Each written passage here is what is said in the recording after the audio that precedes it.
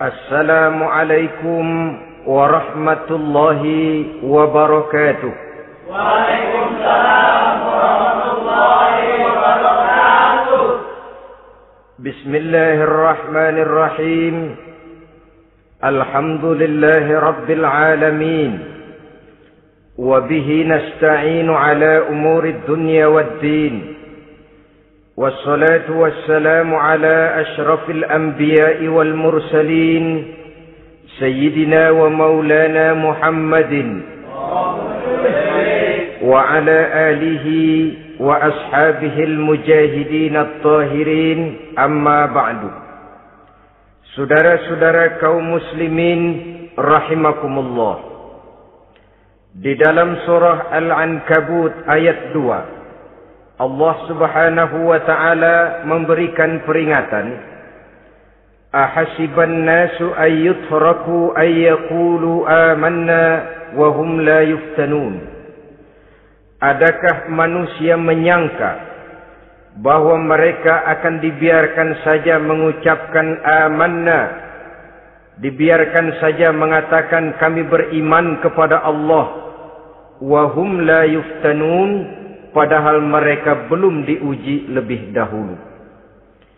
Ini berarti apabila seseorang sudah berani mengatakan amanna, kami beriman kepada Allah, maka hendaklah ia bersiap-siap untuk menghadapi ujian. Setelah ujian datang, barulah akan nampak nyata kadar dan kualitas keimanan yang dimiliki oleh seseorang. Timbul pertanyaan, mengapa orang yang beriman yang justru diuji oleh Allah subhanahu wa ta'ala?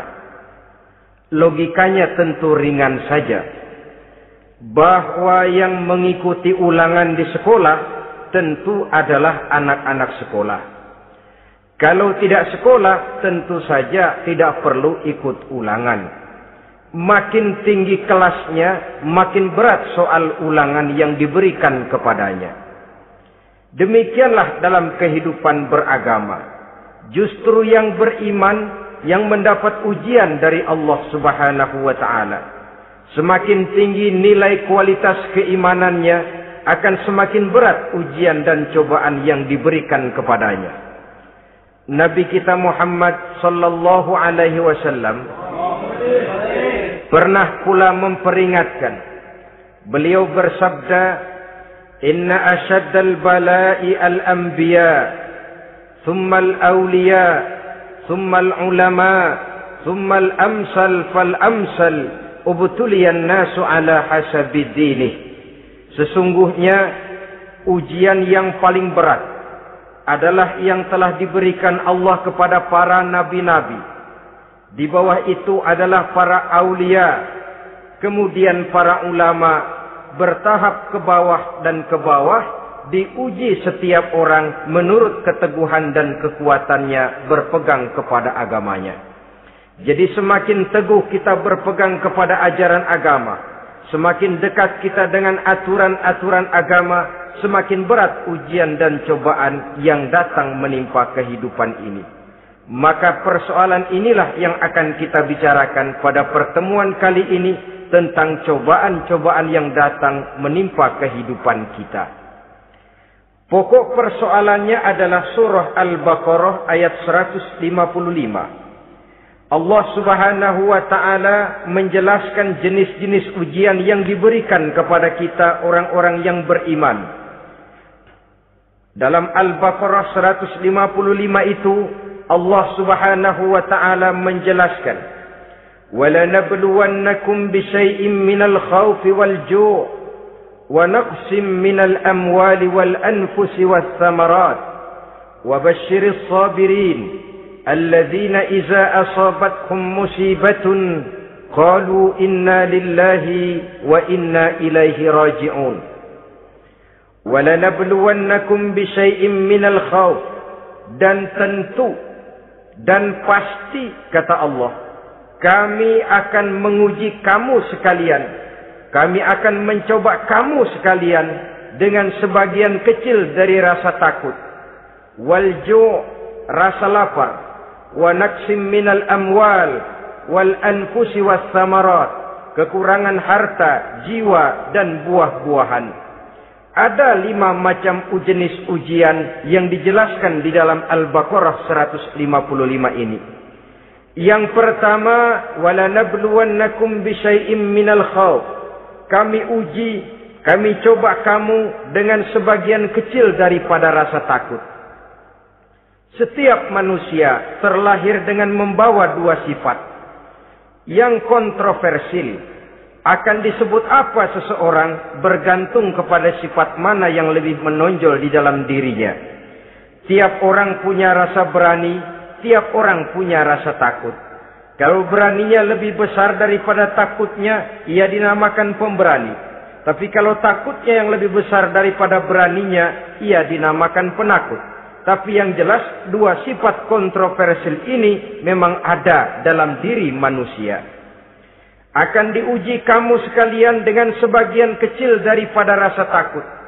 Takut yang kadang-kadang tidak beralasan. Yang kaya takut jatuh miskin.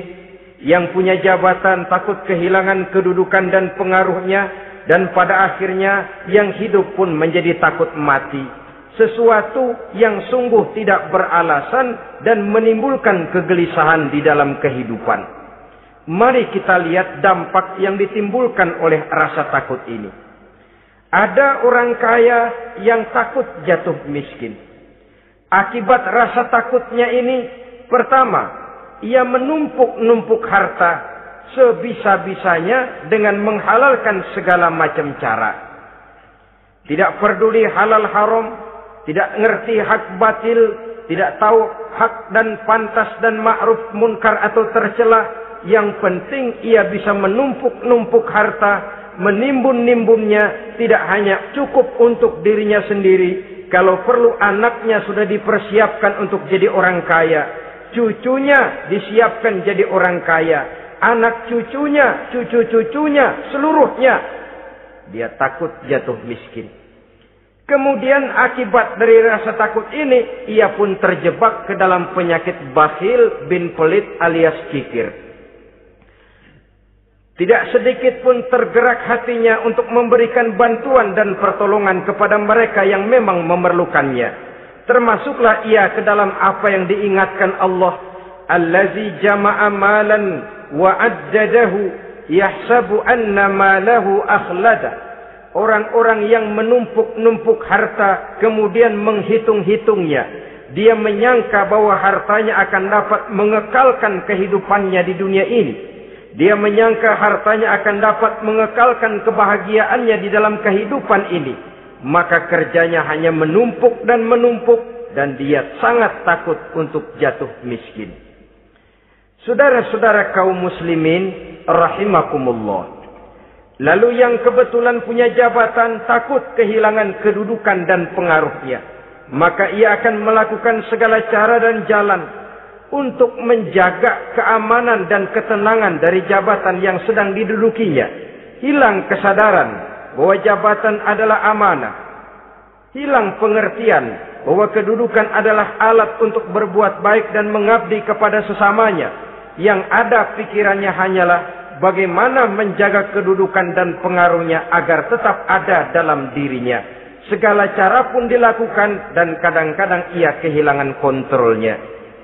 Kemudian pada akhirnya manusia pun dilanda oleh perasaan takut mati. Sungguh sangat tidak beralasan sama sekali. Karena mati adalah kewajiban dari semua yang bernama hidup.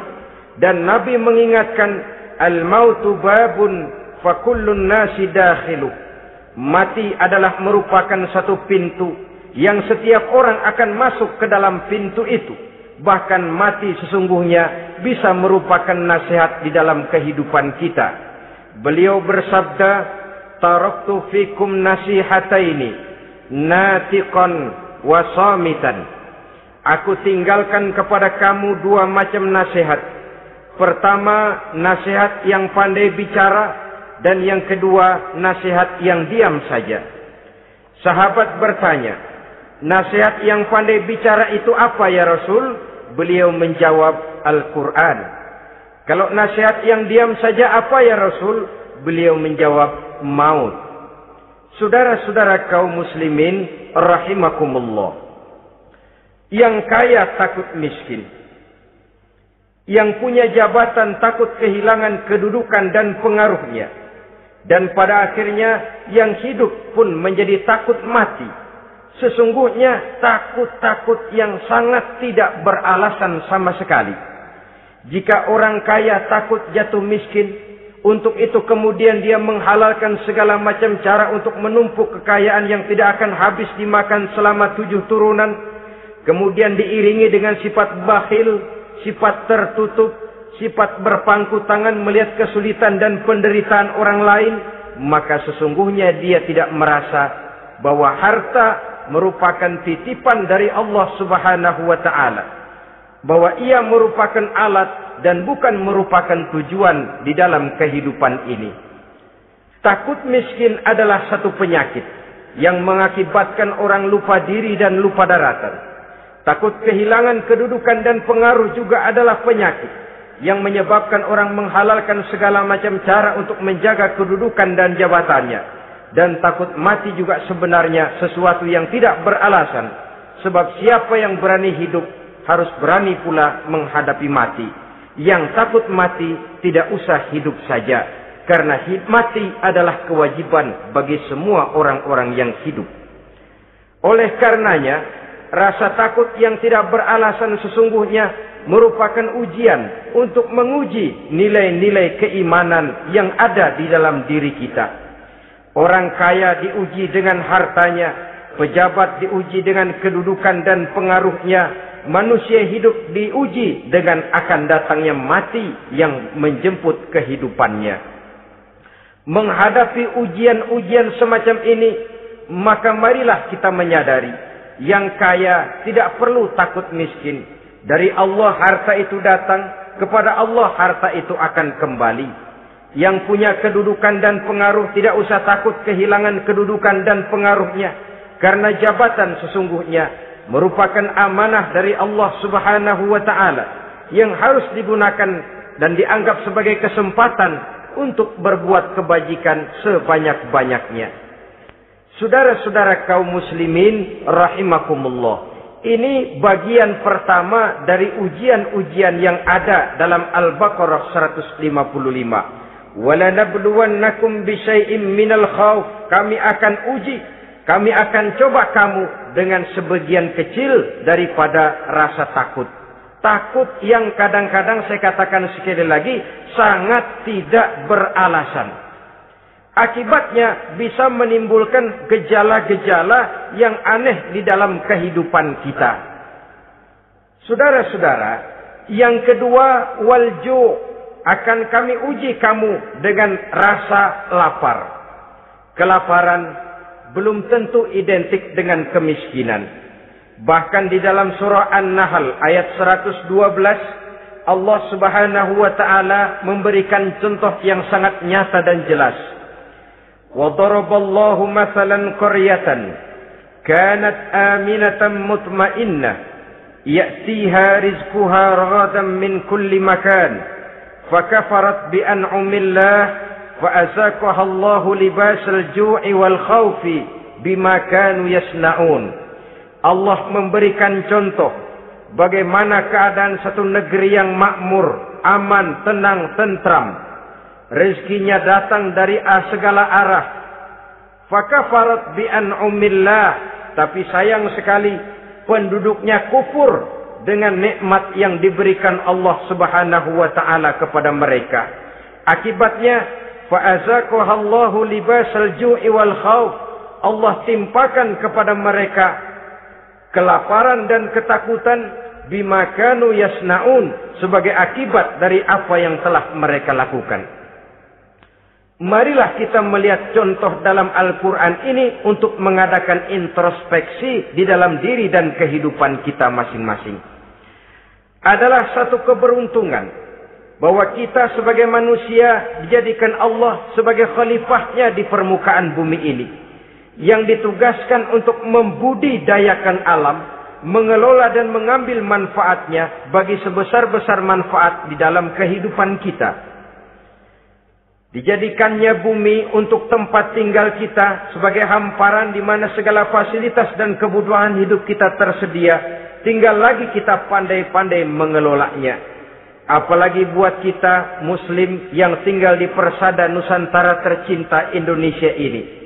Satu negara yang orang katakan untayan jamrud katulistiwa, yang hijau ranau subur makmur, melahirkan slogan dengan kata gemah rifah loh jenawi toto tentrem kerto raharjo.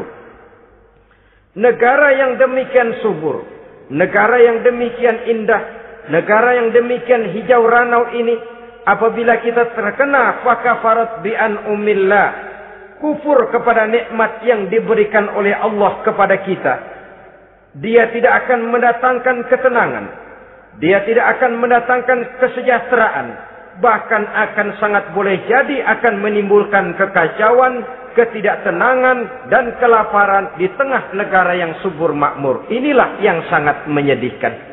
Kenapa ini bisa terjadi? Fakafarat bi an umillah, orang kufur terhadap nikmat yang diberikan Allah Subhanahu wa taala. Diberikan negara yang subur, makmur, indah, hijau ranau, tapi dikelola dengan cara yang brutal dan membabi buta. Menguras sumber daya alam melampaui sebagaimana yang seharusnya, sehingga memperkosa keadaan alam itu sendiri. Hutan dan belukar yang ditebangi secara liar dan sembarangan akan melahirkan gurun-gurun pasir yang gersang dan tandus. Sehingga dengan demikian maka akan mengakibatkan malapetaka bagi kehidupan manusia itu sendiri.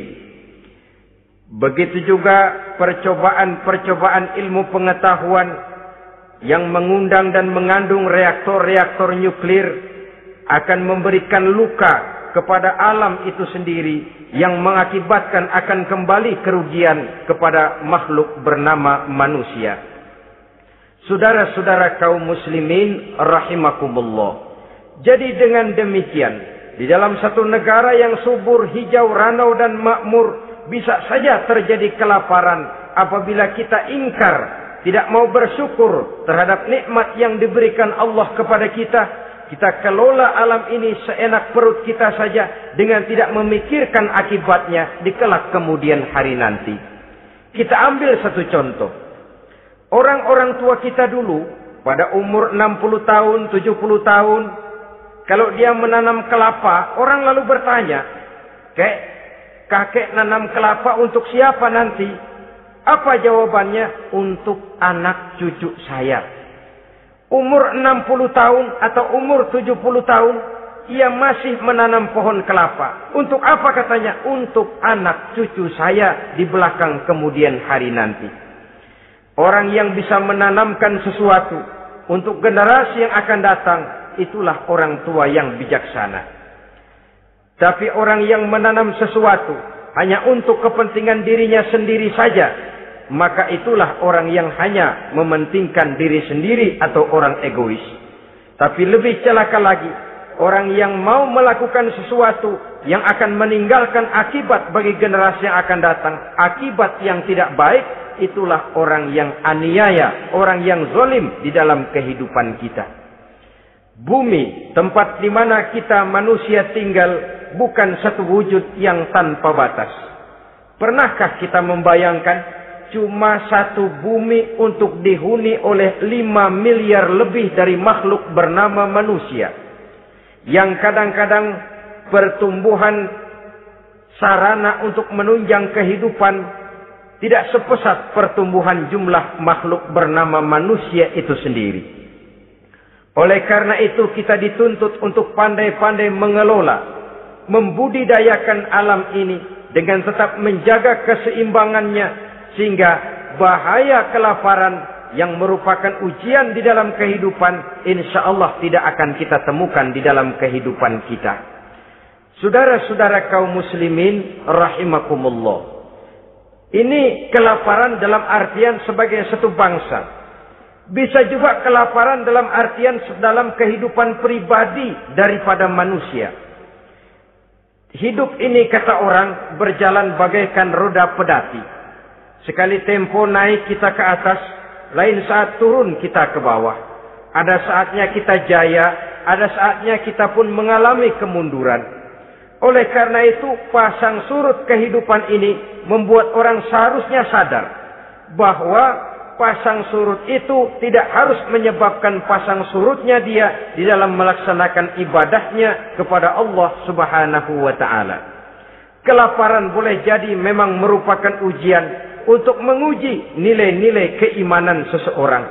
Apabila dalam kondisi lapar imannya mantap, imannya teguh, imannya kuat, maka dalam kondisi di mana perutnya tidak lapar, tentu iman itu akan lebih bertambah mantap lagi. Kalau orang perutnya kenyang, kalau orang perutnya berisi penuh, lalu imannya stabil, kemudian pada saat kelaparan imannya pun mengalami penurunan, maka di situ nyata, di saat dia diuji dengan kelaparan, kualitas imannya ikut menyurut, mundur ke belakang, dan mengalami proses degradasi, proses peluncuran dan penurunan. Oleh karenanya, marilah kita menyadari Allah Subhanahu wa ta'ala senantiasa memberikan yang terbaik kepada kita bersama. Kelaparan, apabila kita terima dengan sikap lapang dada, tidak akan menyebabkan kita menjadi berbuat nekat. Tetapi kita tetap dalam kontrol, tetap dalam keadaan yang stabil, tidak keluar dengan melakukan perbuatan-perbuatan yang negatif. Bagaimanapun kita ingin membela dan mempertahankan kelangsungan hidup, betapa dan bagaimanapun kita ingin menjaga kelangsungan perut, namun kita tetap tidak keluar dari norma-norma dan kaedah-kaedah yang telah ditentukan di dalam kehidupan beragama. Inilah cobaan yang kedua yang ada dijelaskan dalam Al-Baqarah ayat 155 tadi, berupa kelaparan. Yang ketiga, wa naqsim minal amwal, kekurangan harta alias kemiskinan. Kemiskinan, saudara-saudara, merupakan ujian dari Allah Subhanahu wa ta'ala untuk menguji sejauh mana kekuatan iman yang kita miliki di dalam kehidupan.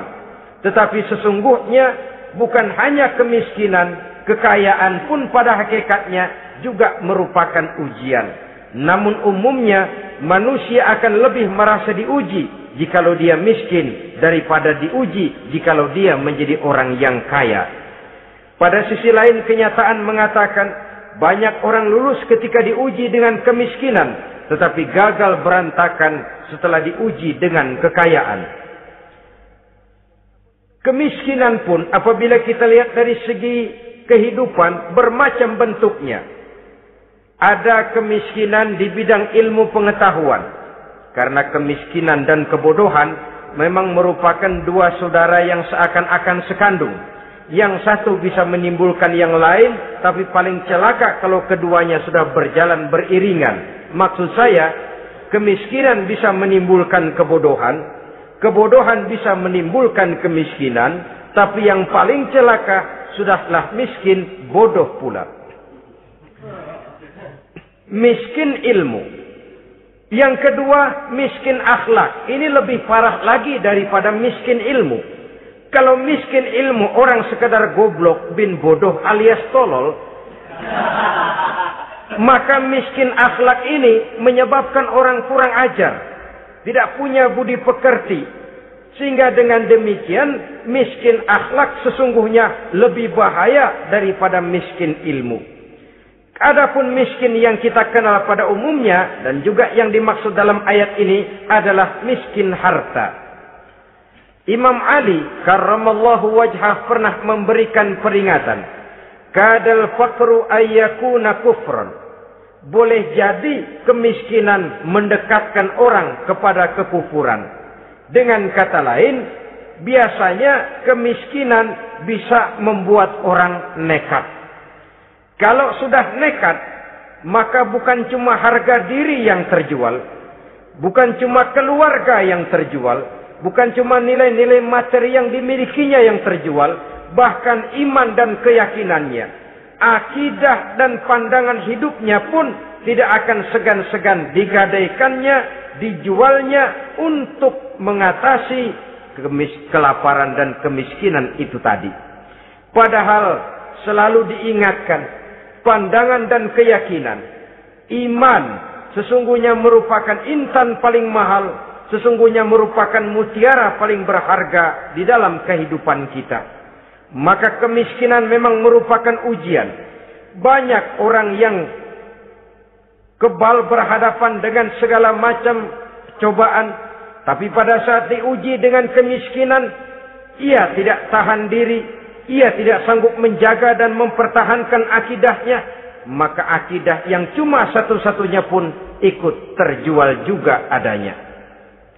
Saudara-saudara kaum muslimin rahimakumullah, mari kita menelusuri bahwa sesungguhnya Nabi menyatakan, ajaban li amril muslim, inna amrahu kullahu lahu khair. Aneh kata Nabi, aku heran kata Nabi, urusan orang Islam ini sesungguhnya semuanya baik. Baik bagaimana? Kalau dia kaya, dia bersyukur, dan itu baik. Kalau dia miskin, dia bersabar, itu juga baik. Jadi kaya bagi orang Islam baik, miskin bagi orang Islam juga baik. Kalau dia kaya, dia kan bisa berkata, alhamdulillah saya kaya, mudah-mudahan harta ini bisa menunjang ibadah saya kepada Allah Subhanahu wa taala. Baik. Kalau dia miskin, dia juga berkata, alhamdulillah saya miskin, mudah-mudahan di akhirat nanti pemeriksaannya tidak lama-lama seperti orang kaya. Ya kalau melarat yang mau diperiksa apaan? Memang nggak punya apa-apa. Yang kaya boleh jadi pemeriksaannya rada seret, banyak sikutannya. Saudara-saudara kaum muslimin, dua persoalan ini baik kalau kita tidak salah terima.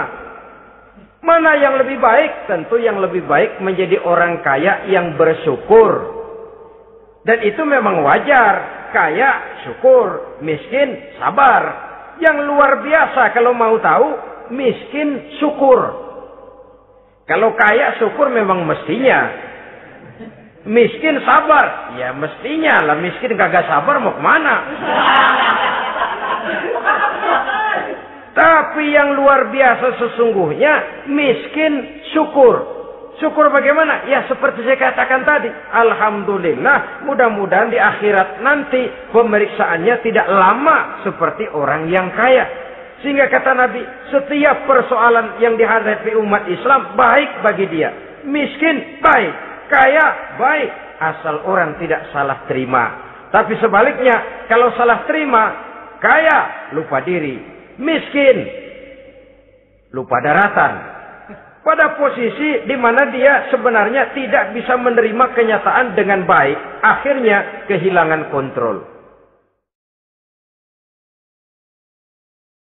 Saudara-saudara kaum muslimin rahimakumullah. Karena itu pada pertemuan kali ini saya ingin mengajak kita bersama. Marilah kita menyadari betapapun kemiskinan yang datang menimpa, seluruhnya merupakan ujian yang datang dari Allah untuk menguji nilai-nilai keimanan kita. Jangan iman itu berubah, jangan akidah itu bergoyah, jangan keyakinan dan pandangan hidup itu tertukar dengan keyakinan dan pandangan hidup lainnya. Bahkan dalam kemiskinan, orang biasanya menemukan diri dan kepribadiannya. Dalam kemiskinan, orang bisa berjalan lebih lurus untuk mendekati Allah Subhanahu wa taala. Sesungguhnya kemiskinan bukan merupakan sesuatu yang harus kita takuti, apalagi kalau ia memang merupakan ujian. Kemiskinan yang merupakan ujian adalah kemiskinan yang akan berakhir dengan kebaikan. Saudara-saudara kaum muslimin, tapi jangan lupa membicarakan pokok persoalannya. Ini kalau kemiskinan menimpa orang-orang yang beriman, itu yang ujian. Kalau nggak beriman, melarat, bukan ujian, persekot.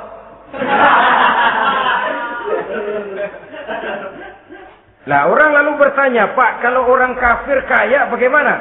Nah, begini saudara-saudara, dalam agama itu ada yang disebut nikmat, ada yang disebut istidraj.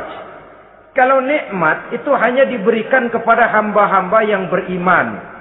Kalau istidraj itu diberikan kepada siapa saja yang mau berusaha. Tidak soal dia beriman atau tidak. Tidak soal dia mau bersujud atau tidak. Asal dia berusaha, dia dapat. Itu yang dinamakan istidraj. Seperti orang mancing ikan, mesti diberikan umpan. Setelah umpan itu dimakan, tidak langsung ditarik, tapi diulur dulu.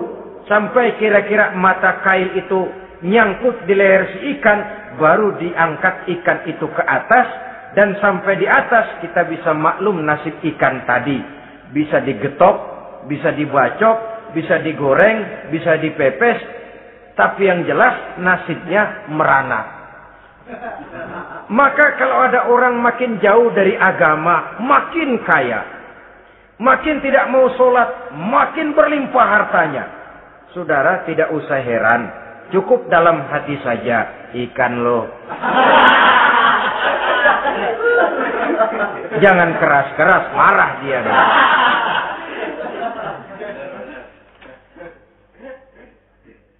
Kemiskinan apabila didasari dengan sikap keimanan merupakan ujian untuk menguji kualitas keimanan seseorang. Bahkan satu hadis menyatakan apabila Allah mencintai seorang hamba, maka diujinya hamba itu karena Allah ingin mendengar liyasma'a tadarru'ahu, ingin mendengar ratapan orang tadi. Sama juga kita, kadang-kadang karena cinta benar kepada anak kita yang mungil, suatu saat kita ingin mendengar dia nangis, kita cubit dia. Bukan karena gemes, bukan karena benci, ingin mendengar nangisnya kok indah begitu. Saudara-saudara kaum muslimin rahimakumullah. Jadi jangan sampai ada pertanyaan, saya kan sembahyang rajin banget, kenapa miskin ya? Apabila sekali lagi didasari dengan sikap keimanan, maka kemiskinan merupakan ujian. Dan tentu anak sekolah itu kalau lagi ujian berat, capek, sakit hati, peras keringat, banting tulang, kepanasan, kehujanan, kenikmatan baru akan dia rasakan pada saat terima rapot pengumuman kenaikan kelas. Di situ kenikmatannya terasa. Demikian menghadapi ujian, kita cuma mengeluh. Kenapa ada rasa takut? Kenapa kelaparan? Kenapa kemiskinan? Di balik semua itu, apabila kita sudah merasakan naik kelas, akan terasalah kenikmatannya. Itu ujian yang ketiga. Yang keempat yang diceritakan dalam Al-Baqarah 155, wal anfus ay wa naqsim minal anfus, kekurangan jiwa atau kematian. Saudara-saudara, yang hidup takut mati. Padahal semua makhluk hidup harus berani mati. Bagaimanapun takutnya kita kepada mati, bisakah kita menghindarkan diri dari dia? Bagaimanapun kita tidak ingin bertemu malaikat maut, kemana kita akan lari bila dia datang mengetuk pintu? Bagaimanapun kita ingin menghindar dari pertemuan dengannya, kemana kita akan lari apabila dia sudah datang hendak menjemput nyawa? Karena itu memang ada satu prinsip yang dijelaskan oleh para ulama kita, iskariman au mut syahidan. Mati dan hidup dua hal yang tidak terpisahkan. Oleh karenanya, kalau memang hidup, hiduplah secara mulia. Kalau mati, matilah secara syahid. Hidup mulia atau mati syahid. Jangan terbalik. Hidup sia-sia, mati konyol. Nilai yang tidak ada artinya. Alangkah nikmatnya hidup yang berisi kemuliaan, dan alangkah indahnya mati dalam nilai syahid. Saya ingin menyegarkan ingatan saudara-saudara kepada sikap Nabi Allah Ismail alaihi salam ketika menghadapi keputusan dari Allah Subhanahu wa taala memerintahkan Nabi Ibrahim alaihissalam untuk menyembelih leher anaknya Ismail, yang ini berarti adalah kematian. Ketika datang perintah untuk menyembelih leher Nabi Ismail, Nabi Ibrahim berkata kepada putranya, "Ya bunayya inni ara fil manami anni azbahuka fanzur maza tara." Ananda Ismail, ayah mimpi diperintah oleh Allah untuk menyembelih lehermu. Menurut pendapatmu bagaimana mimpi ini, nak? Laksanakan atau tidak usah? Saya tidak sanggup membayangkan. Anak cuma satu-satunya.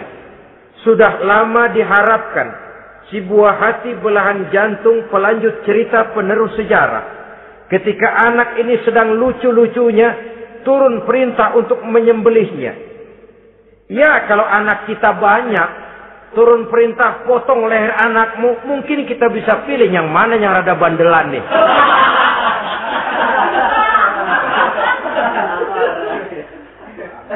Tapi ini anak cuma satu-satunya. Lucu, sudah lama diharapkan.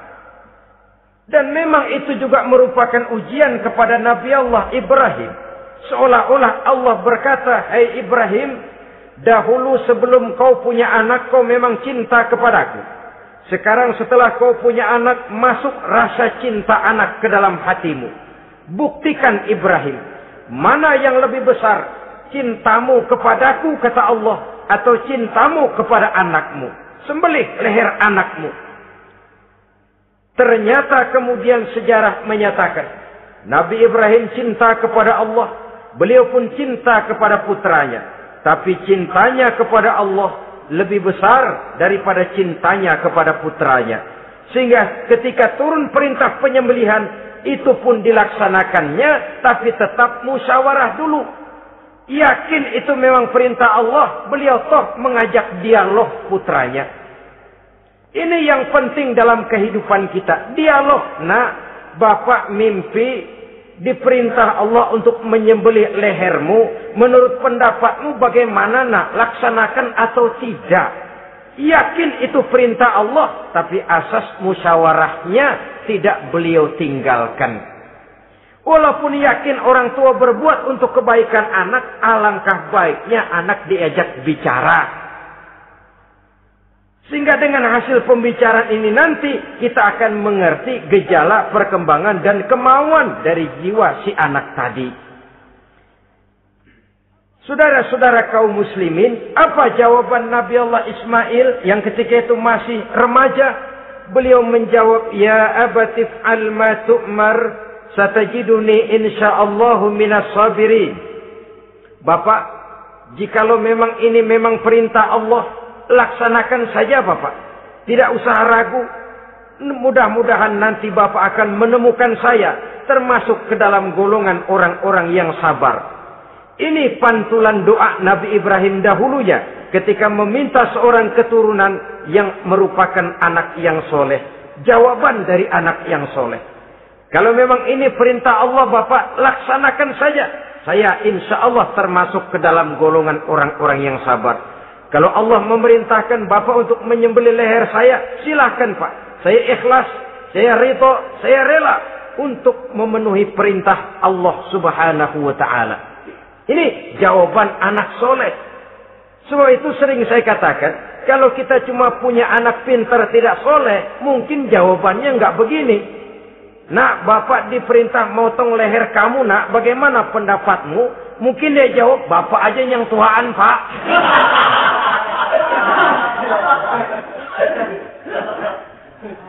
Saudara-saudara kaum muslimin rahimakumullah. Jadi prinsip ini gugur memenuhi panggilan Allah.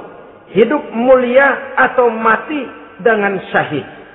Dua pilihan yang harus dua-duanya bisa kita laksanakan. Iskariman au mut syahidan. Kalau hidup, hiduplah dalam kemuliaan. Kalaupun mati, matilah sebagai syahid. Sebagai orang yang dikenang kebaikan dan kebajikannya. Sebagai orang yang dekat dan banyak berbuat untuk kepentingan agamanya. Jangan tidak tercapai kedua-duanya. Hidup tidak punya nilai, mati pun tidak punya arti. Sia-sia semuanya. Kita masih hidup, orang anggap nggak ada. Dalam istilah tauhid disebut wujuduhu ka'adamihi. Adanya sama dengan tidak adanya. Dia sih ada apa nggak ada sama, gitu-gitu juga. Alangkah ruginya kalau ada kita dianggap sama dengan tidak ada. Apalagi kalau kita sudah tidak ada, ya tidak ada beneran. Iskariman au mut syahidan. Hiduplah mulia atau matilah sebagai syahid. Saudara-saudara kaum muslimin rahimakumullah. Mati sesungguhnya juga merupakan ujian. Untuk menguji sejauh mana persiapan yang sudah kita lakukan di dalam kehidupan ini untuk menyambut. Dan tidak cuma sekedar untuk menyambut, tapi juga untuk mengarungi kehidupan sesudah kematian itu sendiri. Sebab kematian bukan akhir dari segalanya.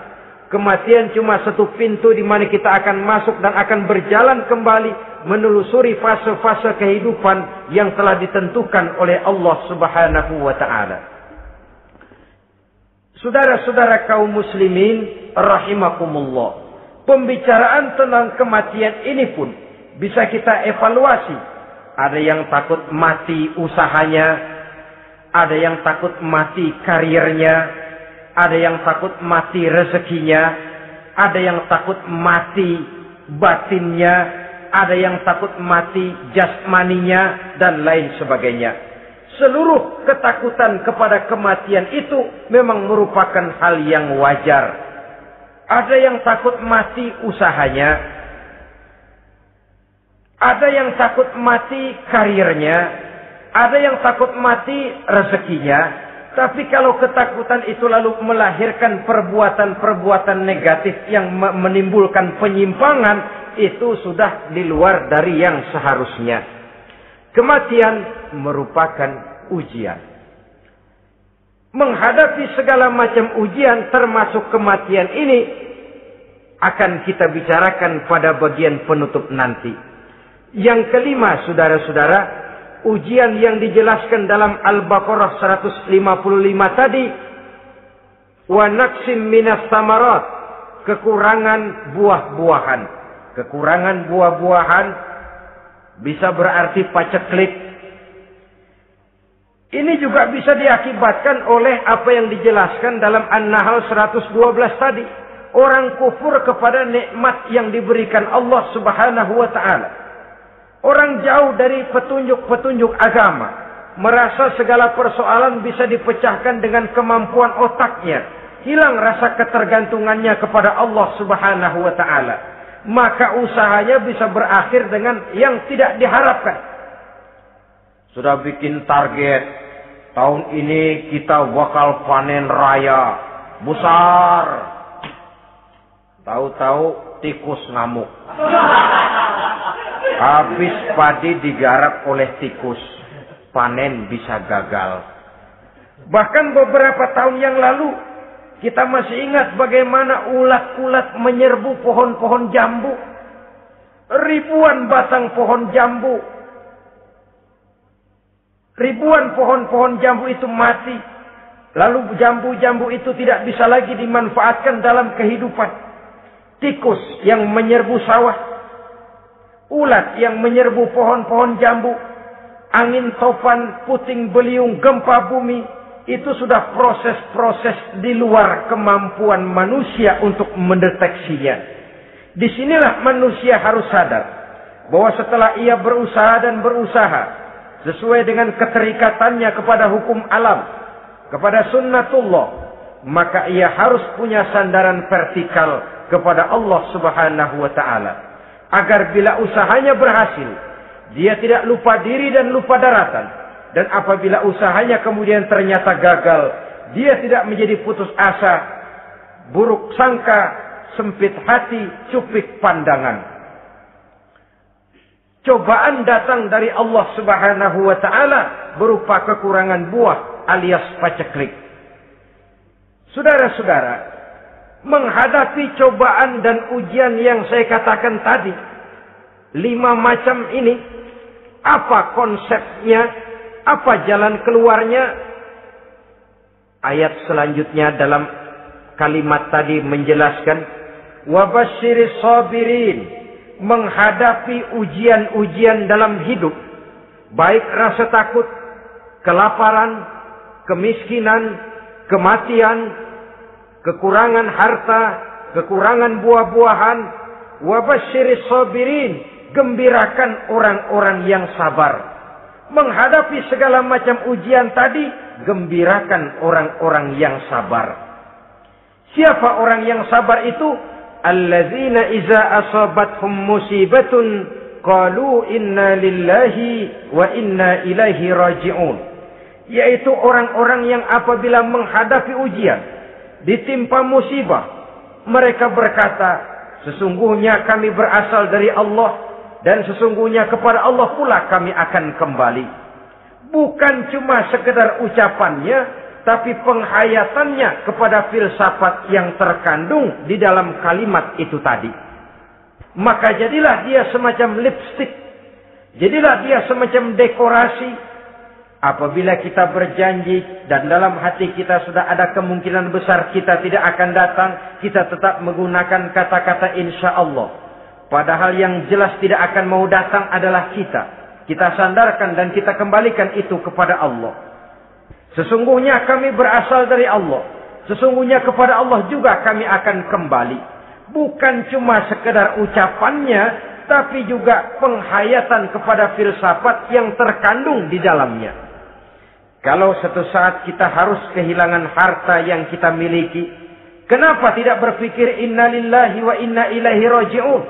Bahwa dulu pun ketika lahir ke dunia ini, tidak ada harta yang saya bawa. Kalau sekarang harta itu hilang, inna lillahi wa inna ilaihi raji'un. Itu yang saya maksud. Kalau sekarang, kalau suatu saat kita harus melepaskan pangkat jabatan yang kita sayangi, kenapa kita tidak kembali kepada inna lillahi? Dulu pun ketika waktu lahir ke dunia ini, tidak ada pangkat dan jabatan yang saya bawa. Kalau sekarang harus pensiun, inna lillahi wa inna ilaihi raji'un. Ini kadang-kadang enggak.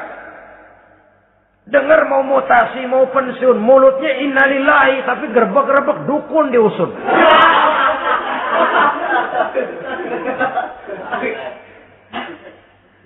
Keluarganya meninggal, mulutnya innalillahi, tapi nangisnya tetap nggak mau berhenti. Bukan cuma sekedar ucapannya, tetapi penghayatan kepada nilai dan filsafat yang terkandung di dalam kalimat innalillahi itu. Sesungguhnya segalanya saja berasal dari Allah. Segalanya saja akan kembali kepada Allah Subhanahu wa ta'ala. Kalau ini yang kita jadikan landasan, maka sesungguhnya menghadapi berbagai ujian ini, kita tidak akan salah singkap. Tidak akan salah tingkah, tidak akan salah sikap. Kalau sudah ini dasar dan fondasi yang menjadi landasan tempat di mana seluruh cobaan datang bertumpu, segalanya datang dari Allah, segalanya akan kembali kepada Allah, maka betapapun bertumpu ujian datang menimpa, rasanya tidak akan lagi membuat kita goyah. Karena fondasi tempat kita berdiri sudah demikian kokoh dan kuatnya. Dan fondasi itu inna lillahi wa inna ilaihi raji'un. Segalanya datang dari Allah. Segalanya akan kembali kepada Allah Subhanahu wa ta'ala. Keyakinan ini memberikan kelapangan jiwa. Dari kelapangan jiwa maka akan tertuang ketenangan dan ketentraman. Jauh dari stres, jauh dari darah tinggi, jauh dari bingung, jauh dari rasa takut. Segalanya sudah kita kembalikan kepada Allah Subhanahu wa ta'ala. Saudara-saudara kaum muslimin rahimakumullah. Oleh karenanya, ini jalan keluar dan inilah orang yang sabar. Yaitu orang yang mengembalikan segala persoalan bahwa segalanya datang dari Allah, segalanya akan kembali kepada Allah. Bukan sabar dalam pengertian kita sehari-hari. Sabar, maaf ya, dalam pengertian kita sehari-hari biasanya orang yang sabar yang gak banyak tingkah. Diam, gak salah apa-apa, kepala yang dikelepak, blek. Diam aja.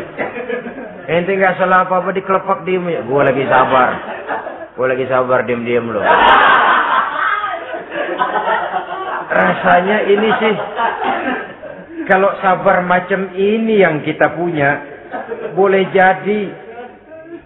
jadi kita akan tertindas terus.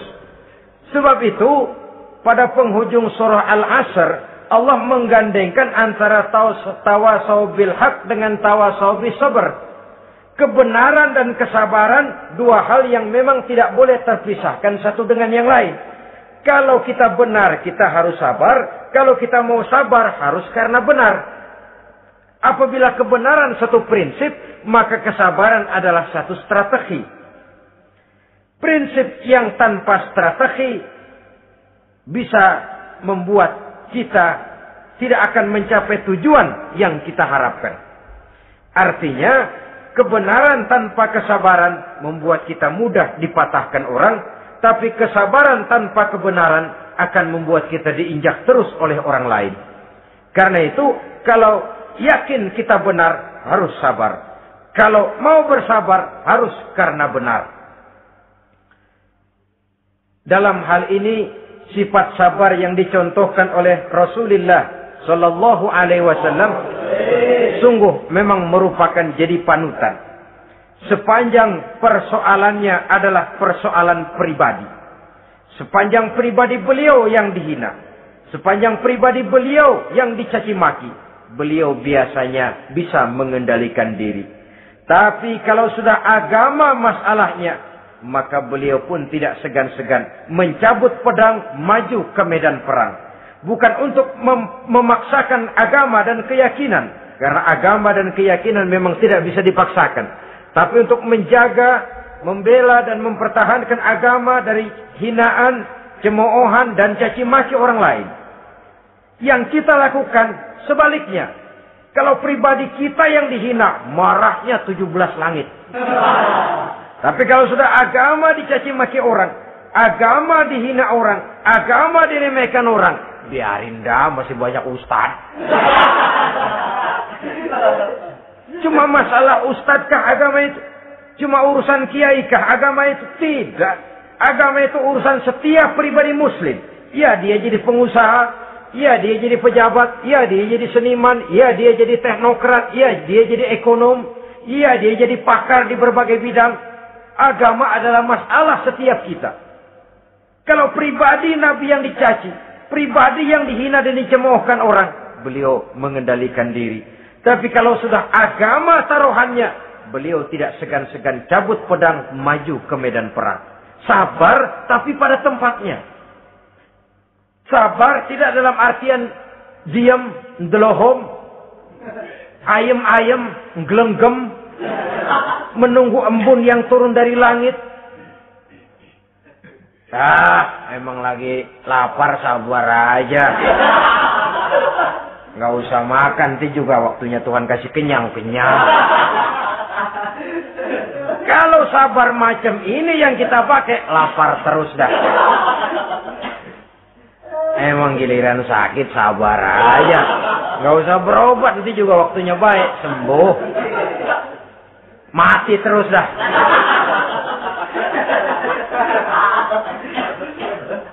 Ya, perkara ada orang sakit tidak berobat sembuh, itu hak Allah.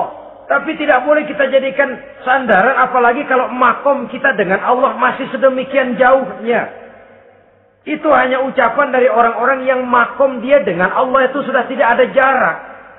Permohonannya dipenuhi, kehendaknya dituruti, sebab dia dengan Allah sudah sedemikian dekatnya. Kalau kita masalahnya, yang antara kita dengan Allah ini dilapisi oleh dosa dan kesalahan yang kita kerjakan sendiri. Rasanya kita masih harus banyak berbuat sesuai dengan keterikatan kita kepada sunnatullah itu. Orang yang sabar adalah orang yang sadar kepada hakikat dan filsafat yang terkandung di dalam kalimat inna lillah wa inna ilaihi raji'un. Segalanya datang dari Allah, segalanya pun akan kembali kepada Allah. Harta yang hilang tidak membuat kita gundah. pangkat yang harus kita tanggalkan tidak membuat kita kecil hati dan tidak akan meninggalkan medan pengabdian. Kenapa? Kita cuma menganggap itu satu titipan. Lain kalau kita anggap itu punya kita, jabatan punya kita. Nah, itu yang kita suka uangkeng. Saudara-saudara kaum muslimin, kesimpulannya banyak cobaan-cobaan dalam hidup. Yang dibicarakan dalam Al-Baqarah 155 ini sebagian kecil dari rasa takut, kelaparan, kemiskinan, kematian, dan kekurangan buah-buahan. Menghadapi segala macam ujian tadi, kembalilah kita kepada dasar inna lillahi wa inna ilaihi raji'un. Segalanya datang dari Allah, segalanya pun akan kembali kepada Allah. Semoga dengan sikap ini kita akan lapang dada menghadapi ujian dan akan semakin tangguh iman dan akidah kita menghadapi cobaan yang datang menimpa. Inilah pertemuan pada kali ini. Semoga ada manfaatnya. Terima kasih atas segala perhatian. Mohon maaf atas segala kekurangan. Usikum wa nafsi bitaqwallah. Wassalamualaikum warahmatullahi wabarakatuh. Waalaikumsalam.